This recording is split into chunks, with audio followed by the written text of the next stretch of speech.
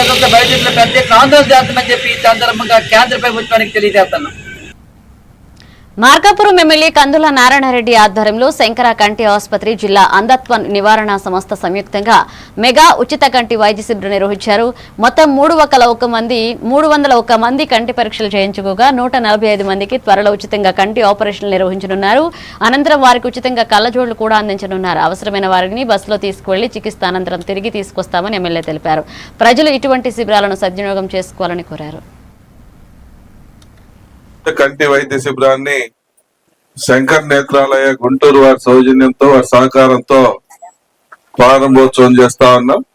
దీనికి గత 3-4 రోజుల నుంచి టౌన్ లో మైక్లలో చెప్పించి అలాగే మండలంలో కూడా చెప్పించి ఈ కార్యక్రమాన్ని అందరూ ఎవరైతే బాధితులు ఉన్నారో ఈ రోజు 40 మందిని తీసుకుపోయినటువంటి వాళ్ళను మళ్ళా తీసుకుపోయి మళ్ళా వాళ్ళే అక్కడ చేపి ఆపరేషన్ చేసుకొని మళ్ళా ఇక్కడ తీసుకొని వచ్చి మిమ్మల్ని వదిలిపెట్టే బాధ్యత కూడా వాళ్ళది.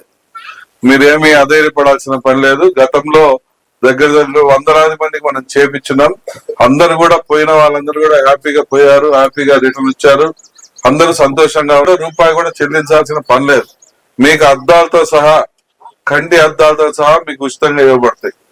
కాబట్టి మీరు ఈ యొక్క మంచి అవకాశాన్ని సద్వినియోగపరచుకుంటే మన కంటి చూపు విషయంలో మనకు బ్రహ్మాండమైనటువంటి అవకాశాన్ని ఉపయోగించుకున్న వాళ్ళకి కంటికి సంబంధించినటువంటి ఆపరేషన్లు అన్ని చేసుకొని మీకు అద్దాలతో సహా ఇచ్చి మిమ్మల్ని తీసుకొచ్చి మళ్ళీ ఇక్కడ వదిలిపెడతాం.